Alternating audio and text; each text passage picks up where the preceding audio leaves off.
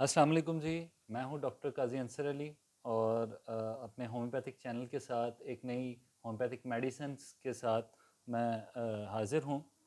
आज हमने जैसे लास्ट वीडियो हमने हमारी वी अल्फ़ाबेट पे थी, डब्ल्यू पे, डब्ल्यू को हमने कंप्लीट किया। अब वी अल्फ़ाबेट को हम स्टार्ट कर रहे हैं। वी की जो पहली मेडिसिन है वो लेडीज़ मेडिसिन है और बड़ी इंपॉर्टेंट मेडिसिन है। ज़्यादा बड़ी नहीं है, छोटी मेडिसिन है मगर बड़ी अहमियत की हामिल मेडिसिन है। Viburnum opulus. Viburnum opulus again plant kingdom, acute antipsoric, antipsychotic, anti tuber and deep acting remedy है। ग्रेड 2 के हॉट पर्सनस के लिए ये रेमेडी है जिनको ज़रा हॉट फ्लैशेस आते हैं, गर्म तबीयत के लोग। ओपुलस वाइबर्नम ओपुलस जो है इसको हाई क्रैनबेरी भी कहा जाता है, हाई क्रैनबेरी बुश। क्रैम्प बाग भी कहा जाता है क्योंकि क्रैम्प्स को ठीक करती है ये। स्नोबॉल ट्री भी इसे कहा जाता है और डेकोरेटिंग प्लांट भी है, बड़ा खूबसूरत। अब इसका देखते हैं मोड ऑफ एक्शन या इसकी फार्माकोलॉजी क्या है। सबसे पहले उसको हम डिस्कस करेंगे। Viburnum opulus a native of great Britain, European पौधा है। यूरोप के अंदर, ग्रेट ब्रिटेन के अंदर और यूएसए के अंदर ये पाया जाता है। वाइबर्नम ओपुलिस अ शर्ब और एडॉक्सिएसी फैमिली का ये एक प्लांट है। शर्ब है, 4 to 5 मीटर हाइट इसकी होती है। इसके लीव्स, इसके फूल, फल जो इस पे आता है और इसकी बाग, ये मेडिसिनल यूज़ के लिए इस्तेमाल होती है और फूड के लिए भी इस्तेमाल होती है। तुर्की के अंदर इसकी कुछ डिलीशियस फूड बनती है, खाने के काम आता है। हेल्थ बेनिफिट्स इसके इसमें जो बायोएक्टिव कंपोनेंट्स हैं वो क्या हैं? फेनोलिक कंपाउंड्स हैं, इसमें विटामिन सी है, कैरोटीनॉइड्स हैं जो एंटीऑक्सीडेंट होते हैं, जो जब सेल में ऑक्सीजन कम हो जाती है तो वहाँ पर ये काम करते हैं। आयरिडॉइड्स हैं जो मोनोटेप्रॉइड्स हैं, ये एंटी बैक्टीरियल एक्टिविटी परफॉर्म करते हैं। एंटीऑक्सीडेंट एंड एंटी कैंसर होते हैं, फ्री रेडिकल्स को रिमूव करते हैं, जबकि monoterpenoids anti bacterial, anti viral activity को परफॉर्म करते हैं बॉडी के अंदर। एंड इंसेंशियल वाइज इसमें कुछ मौजूद हैं। Anti microbial potential of viburnum opulus specially against gram positive bacteria, जो बेसिली है ग्राम पॉजिटिव, उसके खिलाफ ये बड़ा अच्छा मजामत करती है। In cell based studies viburnum opulus diminish antioxidant activity, demonstrate antioxidant activity, anti-inflammatory activity, anti-obesity, anti-diabetic, osteogenic and cardioprotective इसकी प्रॉपर्टीज़ सामने जब इस पर स्टडी हुई इस पौधे के ऊपर, तो the first proving were by doctor H.C. Allen. Henry Allen हमारे जो डॉक्टर हैं उन्होंने इसको फर्स्टली प्रूव किया था। किस पे? बाय 11 प्रूवर्स, जिनमें मेल और फीमेल दोनों थी।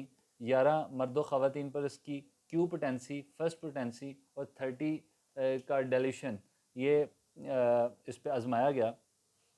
The bark and other parts of these plants used to make homeopathic medicine, which generally remedy for cramp, cloaky pains in pelvic organs, internal section organ जो हमारे सुपर कॉन्शियस हो जाते हैं।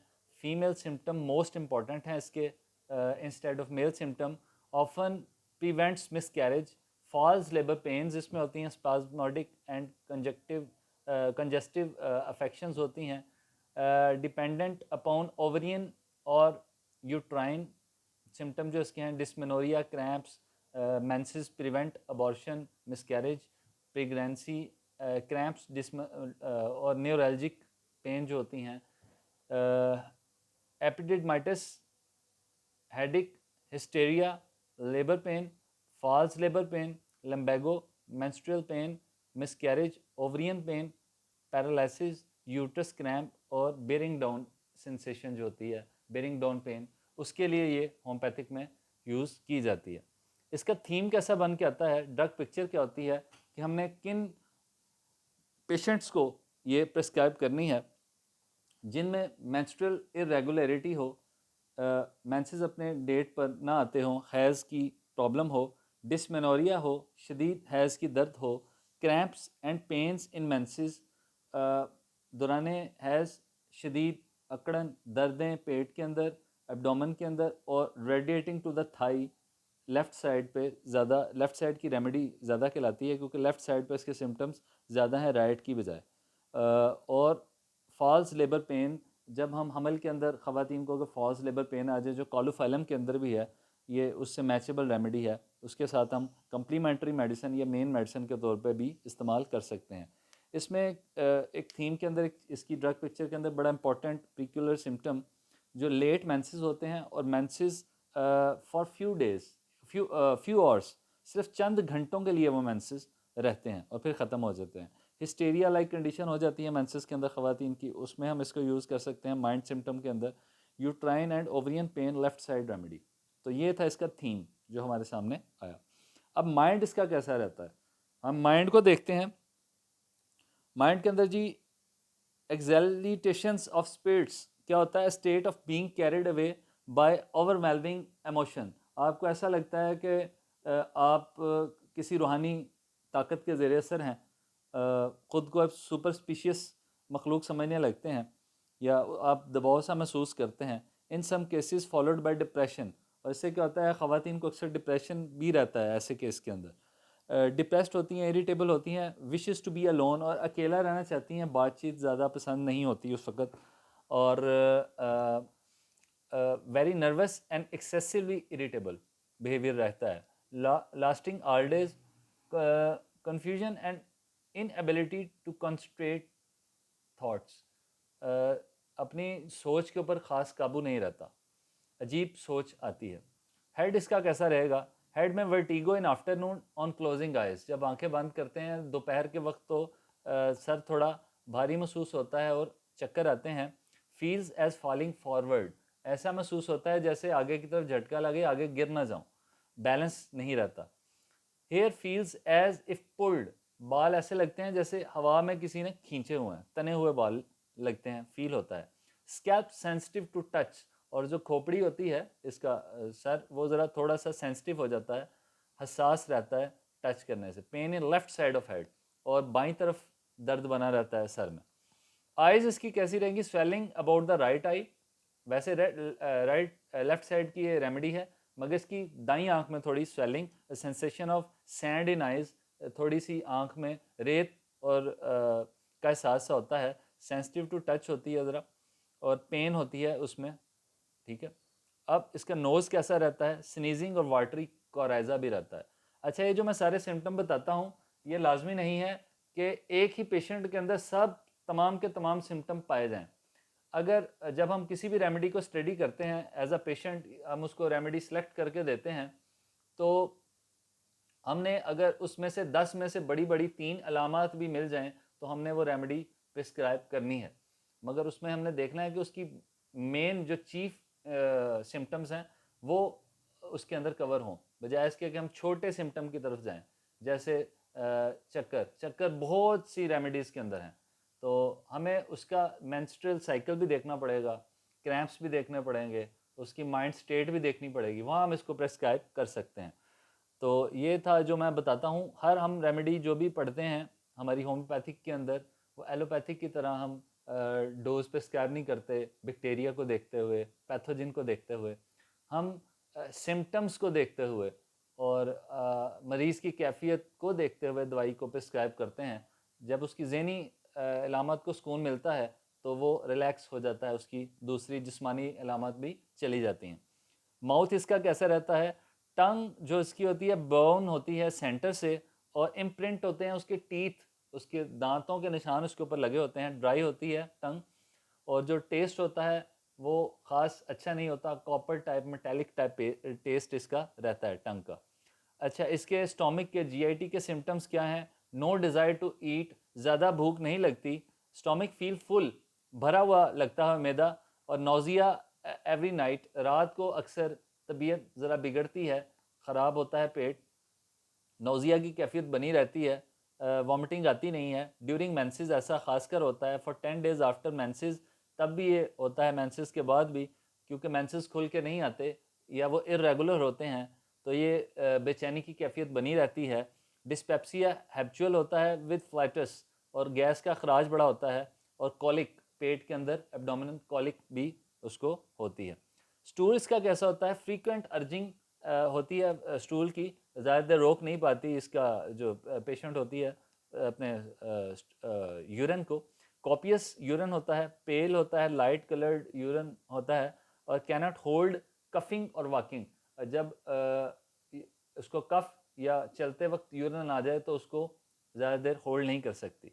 Stool इसका large and hard with cutting in rectum and soreness of anus, थोड़ा सा constipation बना रहता है। तो ये इसके यूटी और स्टूल के सिम्टम थे। अब आ जाते हैं हम इसके जेनेटल्स पर। मेल के अंदर इसका एक बड़ा अहम एक ही सिम्टम है जो बड़ा एक अहम सिम्टम है। क्या होता है? Pain and swelling of epididymis epididymis and the testicle of left side. जो बायां टेस्टिकल है मेल का, उसमें जो मसाने को जाने वाली स्पर्म कॉर्ड की नाली है, उसके अंदर स्वेलिंग हो जाती है, जिससे पेन होता है। और जब हम ये डोज प्रिस्क्राइब करें तो दूसरे दिन पेन दूसरी राइट नाली में आ जाता है।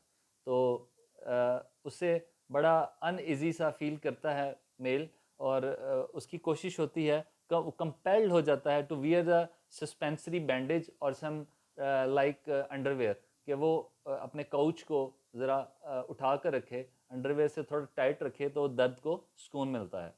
तो ये इसका बड़ा अहम एक जैसे ऑर्काइटिस में है, अर्जेंटम नाइट्रिकम के अंदर है कि कपड़ा लगने से भी दर्द होता है टेस्टिकल्स पे। तो ये एक इसमें बड़ा पर्टिकुलर सिम्टम है।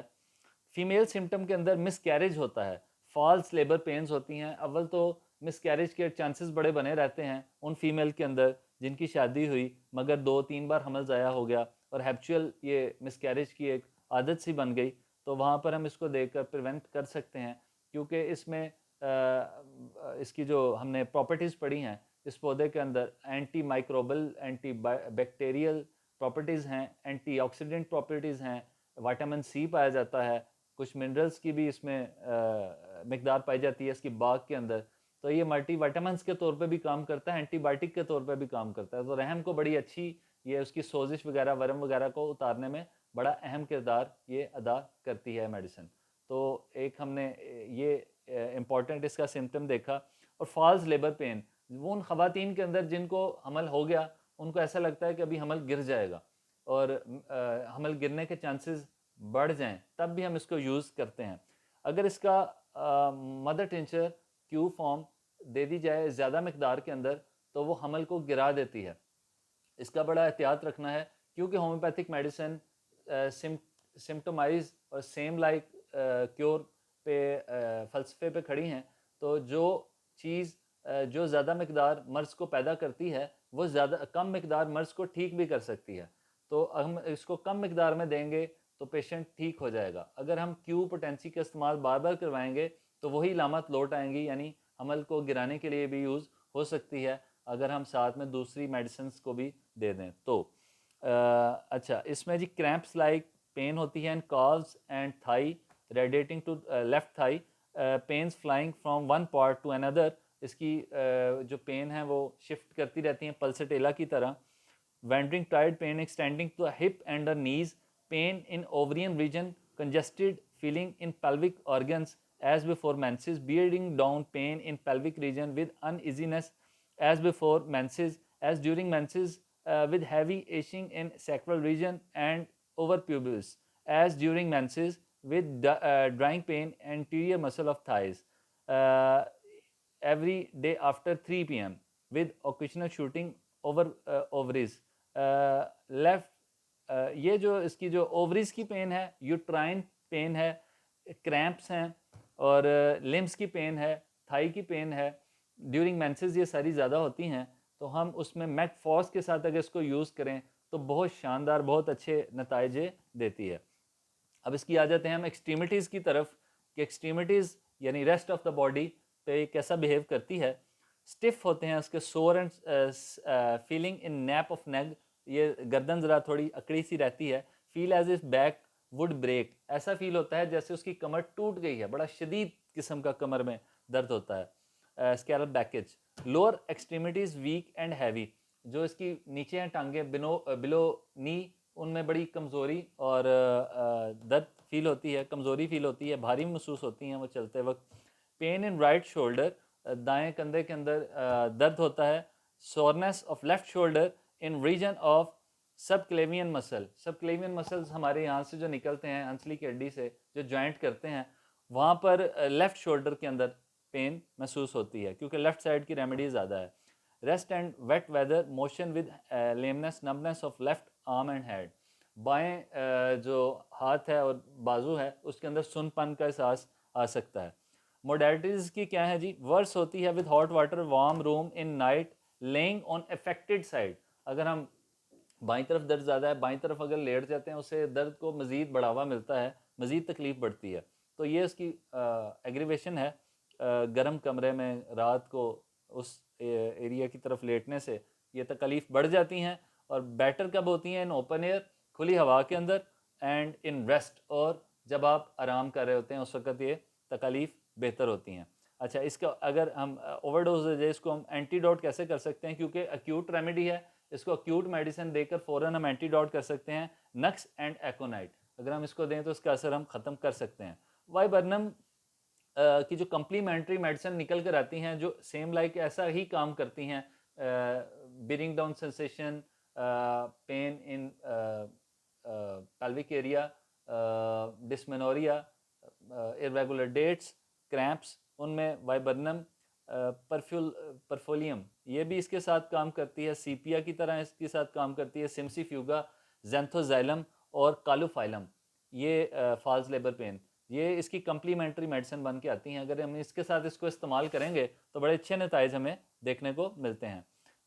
नोट मेरे नज़दीक जो इसका नोट है वो मैं हर जो हमारी रेमेडी होती है उसके आखिर पर मैं नोट सजेस्ट करता हूँ कि रेमेडी को कैसे यूज़ करें।